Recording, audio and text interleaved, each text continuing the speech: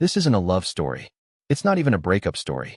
It's a slow-motion betrayal, disguised as politeness, dipped in fake closure, and handed to me like a favor I never asked for. The first sign something was off? She slid my house key across the kitchen table like it was a receipt. No note. No eye contact. Just a silver key on a wood surface, followed by a sip of coffee and a quiet. Let's just be friends. No yelling. No cheating reveal. No drama. Just that stupid key. It didn't feel like heartbreak. It felt like I'd been fired from a job I didn't know I was applying for. 2 years of shared holidays, burnt pancakes, inside jokes, and matching playlists, reduced to a friendship offer and a silent breakfast. And you know the worst part? I nodded. I agreed. Because I've always been like this. I don't react right away.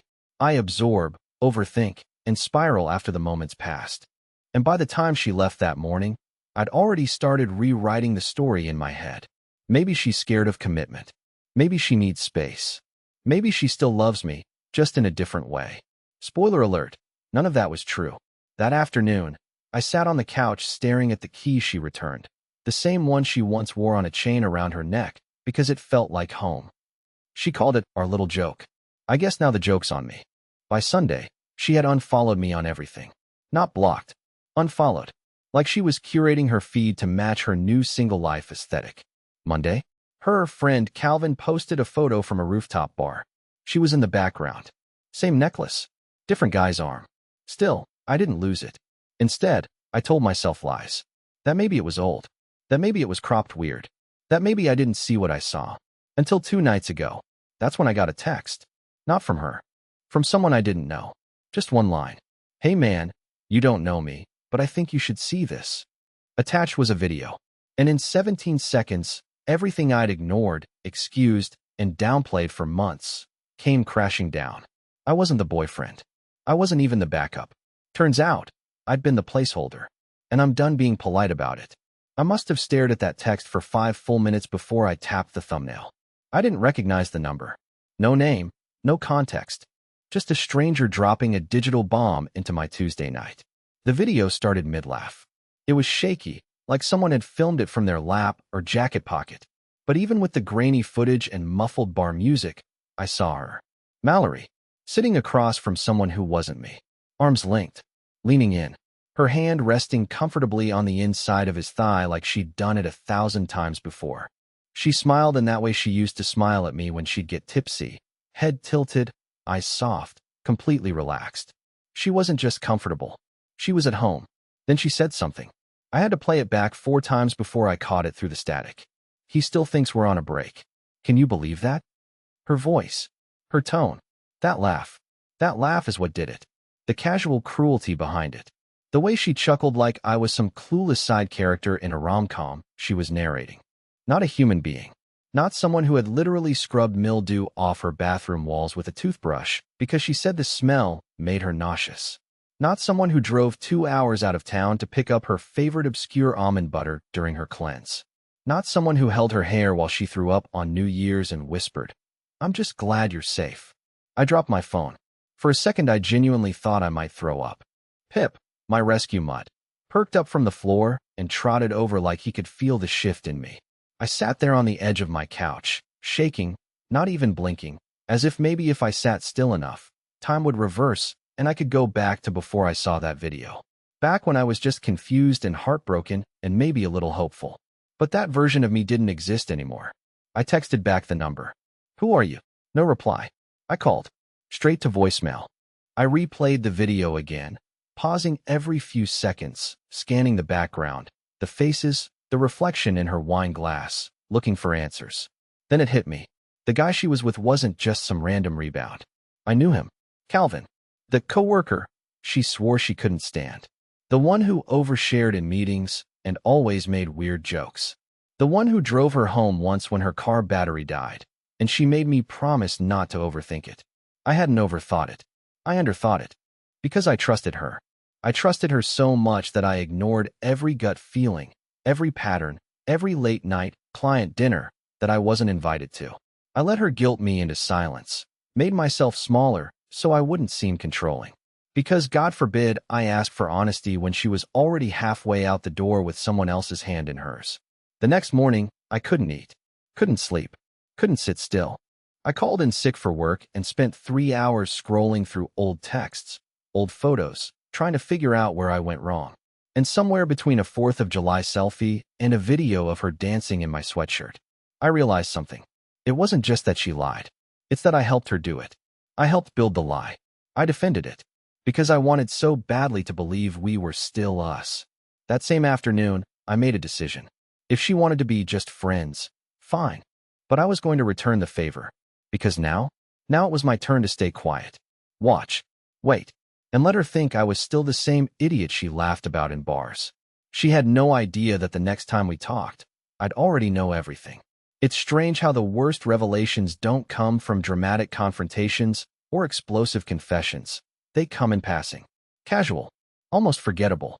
Like a door you weren't supposed to open creaking just enough to let the cold in. That's how I found out everything. It happened 3 days after I got the video. I hadn't texted Mallory. Hadn't called. I'd ghosted her the way she ghosted my dignity. But I wasn't done yet. I still didn't know the full story. And something in me, maybe pride, maybe stupidity, needed the entire truth. So I did something I never thought I'd do. I showed up to her office. Yeah, I know. Sounds desperate. But I didn't go to beg. I went because there was a charity fundraiser flyer still stuck to our fridge, something her company was co-hosting with a local nonprofit. It was open to the public. I showed up pretending to care about the cause. Walked in wearing a blazer that still smelled like her perfume from the last time we slow danced in our living room. She wasn't there. But he was. Calvin. He didn't recognize me at first. Why would he? In his head, I was probably a long-forgotten chapter. A name Mallory muttered once in passing. The guy who wasn't taking it well. But I recognized him instantly. From the video, from the office photos she used to show me, from the background of the birthday dinner I wasn't invited to, because it was just work people. I walked up like I belonged. Smile fake. Hands calm. Hey, you work with Mallory, right? I asked casually. He looked up, confused. Yeah, and you are? Darryl. That's when his face changed. His whole posture stiffened. Oh, man. I thought you two broke up? She said we were still close. I lied smoothly. She just wanted space.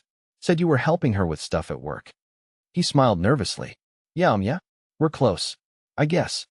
She mentioned you guys went to that rooftop bar last week. He blinked. Looked caught. Then he laughed, awkward and forced. Oh man. Yeah, that was kind of her idea. Said you guys were, over. That's when I knew. The look on his face, that microsecond of panic, like a man who just realized he left the stove on while he was halfway across town, told me everything. She'd lied to him too. Maybe she told him I was clingy. Maybe she said I was crazy. Maybe she painted herself as some brave woman escaping a one-sided relationship. Whatever it was, she'd rewritten the script. Again, I smiled, thanked him, shook his hand. And as I turned to leave, his boss, a tall, overly talkative guy named Brent, strolled past and slapped him on the back. Your girlfriend's not coming tonight? Brent asked. Calvin froze. She's not my. Brent laughed. Right. Situationship. That what the kids call it. Either way, she's a keeper. I told her that when you two crashed in the lounge after that retreat, you've got a good one. I didn't turn around. I didn't have to. Because that single sentence, crashed in the lounge after that retreat, pushed the timeline back months. Months before the breakup. Before the just friends talk. Before the cold oat milk mornings and the sudden habit of calling me bro. That night, I drove home in silence. No music. No calls. Just the sound of my own heartbeat trying to convince me I hadn't just wasted 2 years of my life on someone who'd turned me into a story she told other people when she needed to feel like a victim. I couldn't cry. I wanted to. But there was nothing left. I just sat in the parking lot outside my apartment, staring at the space where her car used to park, and thought. She didn't fall out of love with me. She climbed into love with someone else while I was still holding the ladder. But I wasn't done. Not yet. Because if she wanted to bury the past, I was about to dig it all up. I didn't sleep that night. Not really. I laid on the couch staring at the ceiling, hearing every creak, every pipe groan, every stupid memory echoing inside my apartment like it hadn't gotten the memo that she was gone. It's weird. You spend months living with someone, folding their laundry, syncing your schedules, splitting leftovers. Then suddenly they're a ghost you still set an extra plate for. But as the sun rose, something finally clicked. Not emotionally, digitally. Mallory used to do all her project backups on Google Drive, and she'd always sync her design files through my laptop. It started as convenience. My laptop was newer, faster, and honestly, she never trusted cloud storage alone. Said she had trust issues with anything that floats. Cute, right? Except she forgot to unsync it when she left. I opened it up half out of spite, half curiosity, and there it was, Client Proposals, Q2. I clicked. The folder opened, and my screen flooded with mood boards, invoices, photos, venue layouts, and something odd. A subfolder titled Personal, last modified 2 days ago. My heart started pounding. I hovered the cursor for a moment, questioning myself like some moral compass still existed in this ash heap of a relationship. But then I clicked, and whatever innocence was left in me died instantly. The folder wasn't filled with private diary entries or budgeting spreadsheets like I expected. It was filled with videos, clips from her phone. Some were normal, her playing with Pip, laughing while walking through a flea market, a video of the two of us from last winter where I was lip-syncing to 2000s hits in the kitchen like an idiot. My heart cracked seeing it. I remember that day. She told me I was her favorite kind of chaos. But then the file names changed. C+M_Ella trip. MOV. Rooftop_us. MP4-inch. Morning coffee_Calvin. MOV. The last one made me stop breathing. It was shot in my apartment. My blanket. My kitchen. My mug. But it wasn't me in the frame. It was him. Shirtless. Making coffee. Pouring oat milk like it was some inside joke between the two of them. And then her voice from behind the camera. You look good in my man's shirt. I slammed the laptop shut so hard I thought I cracked the screen. It wasn't just the betrayal, it was the timeline. This wasn't from after we broke up. It was from months earlier. I looked at the metadata, February 3rd. I remembered that week. I'd gone to visit my mom out of town. Mallory had a migraine and said she needed to stay behind. Apparently, her migraine came with Calvin and pancakes in my bed. My hands were shaking. I'd been mourning someone who didn't even have the decency to wait until I left the city. Someone who weaponized softness and played the long game while I slept beside her. I started going back through texts from that time. Her sweet dreams messages. The miss you already once. The photos she sent of takeout and tissues on the couch. All lies. All scripted. She was documenting a romance with someone else inside the home I built for her, and backing it up to my device like I was her unpaid archivist. I didn't cry. I just felt this tight, horrible clarity. Like someone had wiped fog from a window, and I was finally seeing what had been in front of me the entire time. I didn't know what to do. Should I confront her? Expose her? Send the clips to her family? But then I saw a calendar event. One she forgot to delete from the shared calendar we used to plan our lives. Brent's engagement party, October 28th, 7 p.m. She'd be there. Calvin probably would too. I had 3 days. And suddenly, I knew exactly what I was going to do.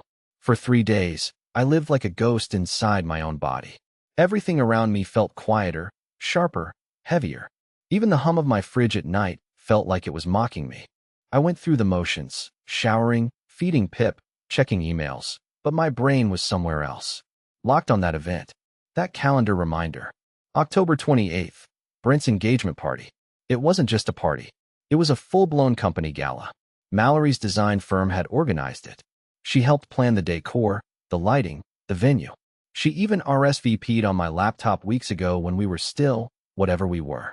I didn't want revenge. Not at first. That's not who I am. I'm the guy who apologizes when someone bumps into me. The guy who says, no worries, after getting overcharged at a diner because the waitress looked stressed. That's who I've always been. Soft. Accommodating. Forgettable. But something inside me changed the moment I realized she'd used my apartment like a hotel for her affair. And what happened the night before the party sealed it? It was almost midnight. I was scrolling her old synced folders again. Don't judge me. Obsession looks a lot like research when you've been lied to for months. And I found a voice memo she'd recorded on her phone. It wasn't labeled, just a default iPhone file name. I clicked play, and there she was. Mallory, rehearsing a toast. Not for Brent. For Calvin. You've been my rock these last few months. I didn't know I could feel so safe, so seen, until I met you. I know we started in a complicated way, but I don't regret any of it. She paused, laughed nervously to herself. Even if your shirtless coffee routine nearly gave my ex a heart attack. She knew. She knew I saw the video. That laugh at the end, it wasn't nervous. It was pleased. A soft, cruel little smirk hiding inside her tone. Like she found the whole thing romantic. Her betrayal? A private joke. And that's when I stopped grieving. I'd spent weeks folding in on myself, trying to understand what I did wrong, how I missed the signs, blaming my sensitivity, my silence, my softness. But none of that caused this. She did. So I started making a plan. I didn't have to yell. I didn't need some dramatic scene. I didn't want to ruin her career or post her files online or confront Calvin in a parking lot. I just wanted the truth to echo the way her lies did. So I printed everything. Every video still, every timestamp, every calendar entry, every photo she forgot to delete. I put them in a sleek black envelope. No label, no handwriting, just clean, silent evidence. Then I looked at my closet. I hadn't dressed up in months. But that night, I put on the blazer I wore to my cousin's wedding. The one Mallory once said made me look too put together to be heartbroken. Funny how things come full circle. I arrived at the event just after the speeches had started. No one noticed me. I wasn't on the guest list, but I wasn't there to drink or dance. I was there to watch her. She looked beautiful, of course. Elegant black dress. Hair curled.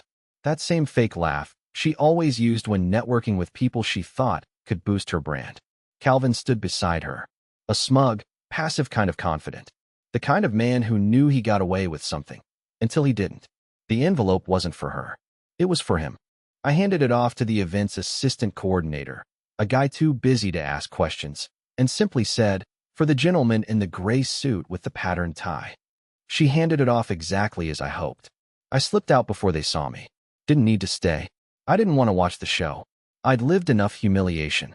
I wanted them to sit in it now. Because inside that envelope wasn't just the proof.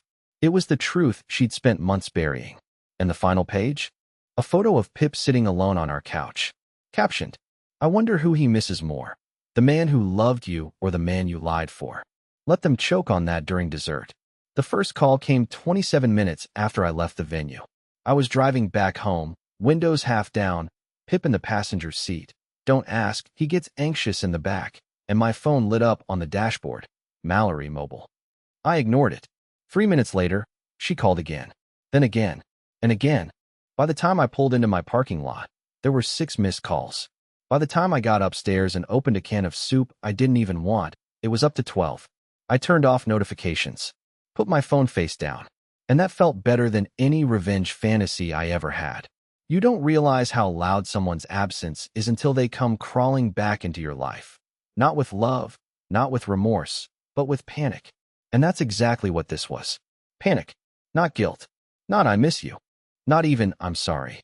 Mallory wasn't used to consequences. She was used to shaping narratives, controlling angles, rehearsing speeches, and rewriting history in her favor. But I'd flipped the script. I'd taken the thing she treasured most, her image, and held up a mirror. I finally checked my phone around midnight. I didn't open any messages, but I read the previews. Just enough. "Darryl, we need to talk. You are so out of line. Why would you do this tonight, of all nights? You're really going to ruin me over one mistake." I didn't even do anything that bad. There it was, the real voice behind the sweet one. The one I'd heard in that video, mocking me. The one I knew was hiding beneath all the soft touches and forehead kisses and passive-aggressive, "I just think you're too sensitive" digs over dinner. But the one that stood out? I should have ended things sooner. "This is why I didn't trust you with the truth." That one sat with me. Because in her mind, she was still the victim. Not because of what she did, but because I didn't play my role and take it silently. Because I ruined her illusion. That was the real crime, apparently. Not the lies. Not the months of betrayal. Not sleeping with another man in my bed. Just the fact that I showed the truth. I didn't respond. Not that night. Not the next morning either. But she didn't stop. The messages started to shift tone. They went from angry to confused. From confused to sad. From sad to nostalgic. "Remember the night we lit candles during the blackout, and you told me you felt safe with me? I still have your hoodie. I sleep in it sometimes.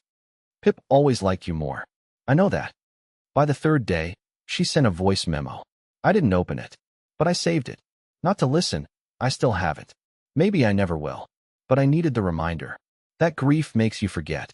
It makes you rewrite people in your mind as softer, kinder, better than they were. But recordings don't lie. And speaking of reminders, I finally did something that had been sitting in my inbox for months. I registered a new LLC. Something I had planned before Mallory started ghosting me emotionally. It was a business idea we had tossed around once at 1 a.m. over pancakes and wine. A podcast/blog/digital brand where I'd talk about healing after heartbreak. She'd laughed at the idea, said it was too soft to scale. Well, apparently softness sells when you survive people like her. So I launched it, named it The Placeholder, because that's what I was. And now, I get to reclaim it. I built the first page, uploaded a post titled, "She Gave Me Friendship While Giving Him Everything Else," and turned off my phone. I expected silence. But the next morning, there was a knock at my door. And when I opened it, I didn't find Mallory. I found Calvin. The last thing I expected when I opened my apartment door at 8:43 on a rainy Wednesday morning was to see him. Calvin, standing there like a character from the part of my life I thought I had closed for good. He wasn't dressed for confrontation. No jacket, just a damp button-up clinging to his chest, and that same stupid wristwatch Mallory once said she liked because it looked expensive but wasn't. I should have slammed the door. I didn't. Instead, I stared at him, dumbfounded, my coffee going cold in my hand while Pip started growling low from the couch. "Can I come in?" he asked quietly. "I'm not here to fight." I should have said no. But something in his face, not guilt, not arrogance, fear, made me step aside. He sat on the edge of the armchair like it might bite him. I didn't offer him water. Didn't offer to sit. I leaned against the counter and crossed my arms. "I know about the envelope," he said finally. "The photos. The videos. All of it." "I figured," I said, "based on the 17 calls from your mutual disaster." He winced. "She told me you'd spiral. That you were obsessive. That you'd try to make her look bad." "Of course she did. And you believed her?" "For a while," he admitted. "Until I watched that video from your living room. The one with her voice behind the camera. That didn't feel like someone escaping a toxic relationship. That felt like someone mocking a man she'd already decided to leave, but didn't have the guts to tell." Silence hung between us. "I didn't come here to apologize," he continued. "I didn't know about you. Not really. I thought you were just a clingy ex who wouldn't move out." That line hit hard, because that's exactly how she wanted to frame me, like some forgotten ghost haunting her independence. I was never the villain. I was never even the problem. I was just the man who stayed loyal while she rebranded herself into someone unrecognizable. "She's spiraling," Calvin said, rubbing his face like he hadn't slept. "Brent's threatening to pull her from 2 contracts. HR's involved. Apparently, she used the company retreat budget to book that hotel suite back in February. February, the migraine weekend. She told them I booked it, that I pressured her, that she didn't want any of it." I laughed out loud, bitter, sharp, a sound I didn't recognize coming from myself. "And now you're here to what?" I asked. "Compare notes? Trauma bond?" "No," he said. "I came here because I think she's about to flip this whole thing on you." That stopped me. She still has access to old messages, sync drives, calendar invites. She's trying to find something, anything, that makes her look like the victim again. She already hinted that she might say you were tracking her, that you were using your tech background to manipulate the timeline of the footage. I stared at him. No expression, just disbelief. "She used me. I know that now. I think she used both of us. But you're the one she's going to burn publicly because you have the proof."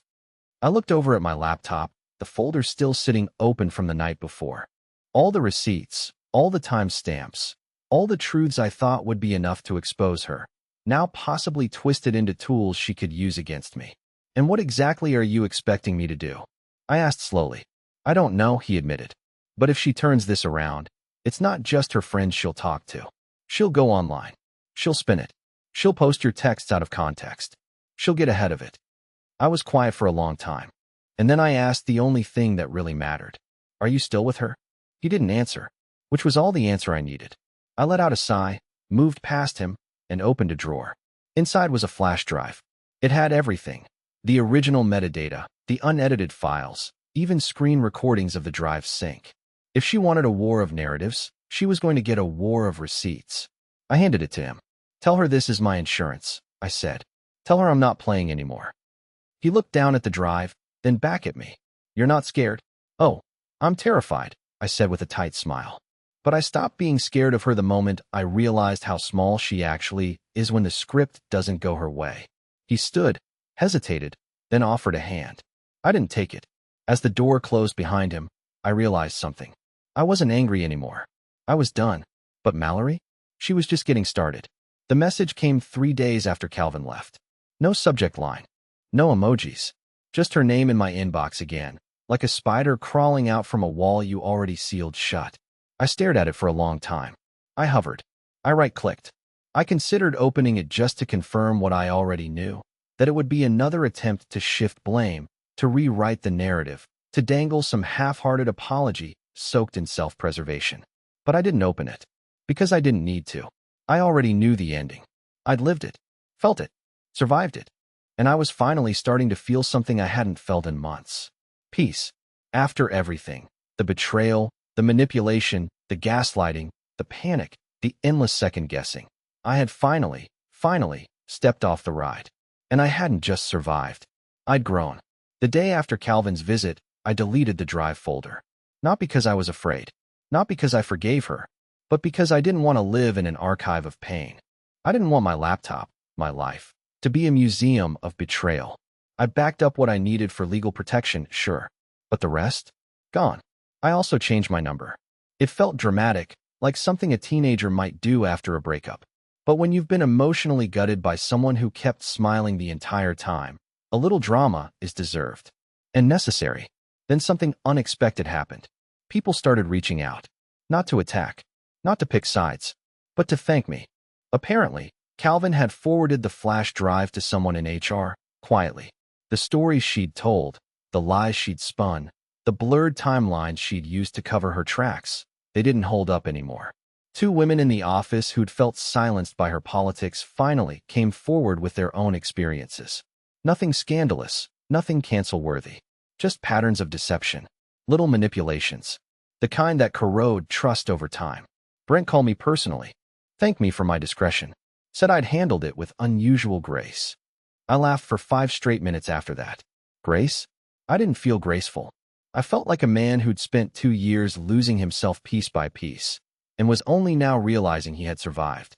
That weekend, I launched the first official episode of my podcast, The Placeholder. I told the story, not her name, not the drama, just the experience, the emotional fallout, the weird quiet of betrayal, the humiliation of being made to feel replaceable. And the response? Overwhelming. Hundreds of comments, messages, stories from people who had been placeholders too, husbands, wives, partners, friends, people who felt invisible, who were fed lies wrapped in affection, who stayed too long, hoping that what they were building was mutual. I read every single message. And for the first time since she handed me that stupid house key and called it closure, I felt like myself again. No, better than that. I felt new. Not bitter. Not angry. Just whole.